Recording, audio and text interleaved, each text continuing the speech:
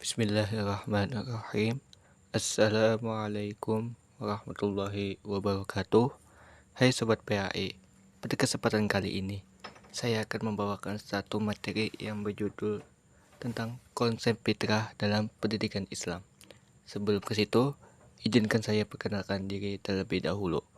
Perkenalkan, nama saya Muhammad Faris dengan NIM 240101010293, jurusan Pendidikan Agama Islam, Fakultas Tarbiyah dan Keguruan, UIN Antasari Banjarmasin, lokal Angkatan 24.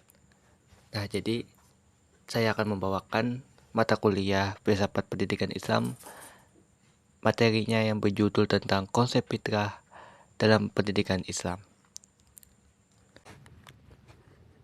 Baik, kita masuk ke pembahasannya. Dalam filsafat pendidikan Islam, manusia dipandang sebagai makhluk ciptaan Allah yang memiliki potensi bawaan sejak lahir.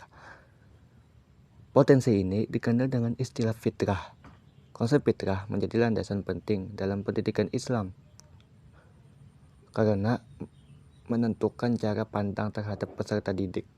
Pendidikan Islam tidak hanya melihat manusia sebagai makhluk yang kosong tanpa isi, melainkan sebagai pribadi yang telah memiliki kecenderungan dasar menuju kebaikan, kebenaran, dan keimanan. Oleh karena itu, pendidikan berfungsi untuk membimbing, mengarahkan, dan mengembangkan potensi tersebut agar tumbuh secara optimal sesuai ajaran Islam. Kita masuk ke pembahasan yang pertama, yaitu pengertian fitrah menurut Islam.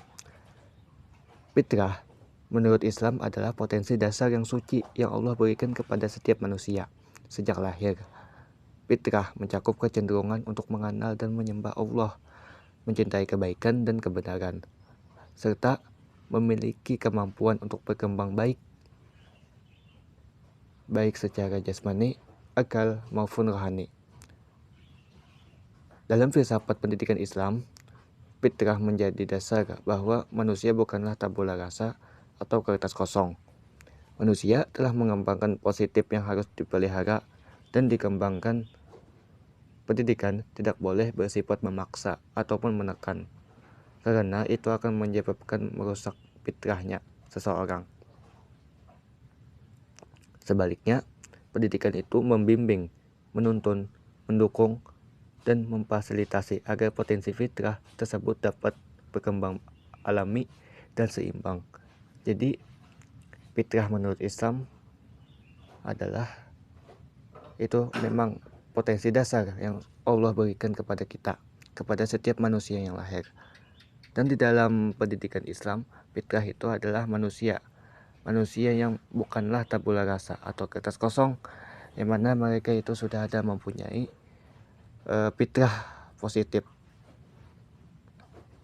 Oke, baik, kita lanjut ke pembahasan kedua tentang dasar dalil Al-Quran dan hadis tentang fitrah. Konsep fitrah memiliki landasan yang kuat dalam sumber ajaran Islam, yaitu Al-Quran dan hadis. Dalam Al-Quran, Allah berfirman di surah Ar-Rum ayat 30 yang artinya manusia diciptakan atas fitrahnya, yaitu kecenderungan kepada agama yang benar. Ayat ini menegaskan bahwa fitrah manusia sejatinya condong kepada tauhid dan kebenaran. Jadi manusia itu sejatinya condong kepada tauhid dan kebenaran. Dalam hadis Rasulullah Shallallahu Alaihi Wasallam bersabda, setiap anak dilahirkan dalam keadaan fitrah, maka orang tuanya lah yang menjadikannya Yahudi, Nasrani, dan Majusi. Hadis riwayat Bukhari dan Muslim. Hadis ini menunjukkan bahwa fitrah manusia bersifat suci sejak lahir. Namun, perkembangan fitrah tersebut sangat dipengaruhi oleh lingkungan, terutama dari keluarga dan pendidikan. Oleh karena itu, pendidikan memiliki tanggung jawab besar dalam menjaga dan mengarahkan fitrah agar tidak menyimpang dari nilai-nilai Islam. Jadi, di dalam pendidikan Islam, fitrah sangatlah berperan penting. Apalagi di lingkungan keluarga, fitrah sangat dijaga, Jangan sampai fitrah itu akan menghancurkan. Jangan sampai keluarga akan menghancurkan fitrah kita. Baik, kita masuk ke pembahasan ketiga yaitu peran pendidikan dalam menjaga dan mengembangkan fitrah. Pendidikan Islam tidak hanya berfungsi sebagai sarana transfer ilmu pengetahuan, akan tetapi juga sebagai proses pembinaan fitrah manusia secara menyeluruh. Peran pendidikan dalam konteks fitrah antara lain yaitu yang pertama, menjaga fitrah keimanan melalui penanaman fitrah, nilai tauhid, dan penguatan keyakinan kepada Allah. Yang kedua, mengembangkan fitrah akal dengan memberikan ilmu pengetahuan yang bermanfaat agar peserta didik mampu berpikir kritis, logis, dan bertanggung jawab. Yang ketiga yaitu membina fitrah akhlak melalui keteladanan, pembiasaan, dan pendidikan karakter Islami. Yang keempat, mengarahkan fitrah sosial.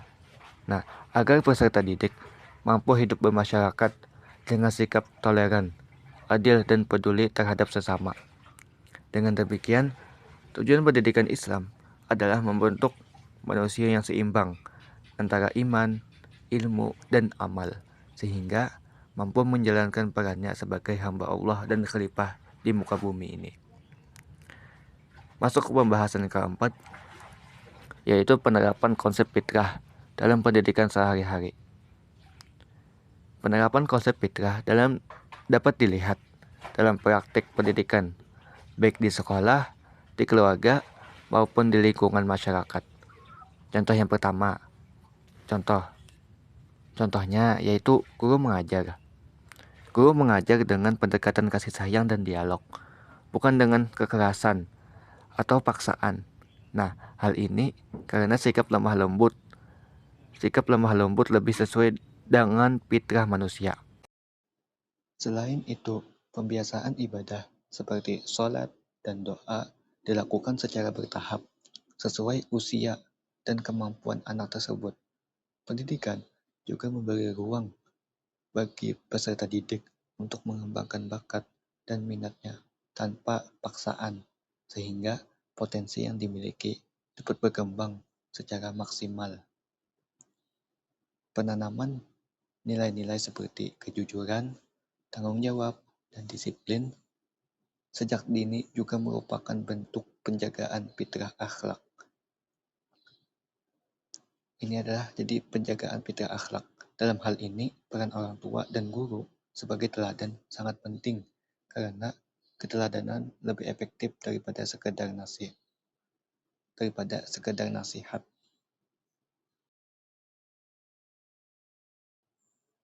Kesimpulannya, konsep fitrah dalam filsafat pendidikan Islam menegaskan bahwa setiap manusia memiliki potensi suci yang harus dijaga dan dikembangkan melalui pendidikan.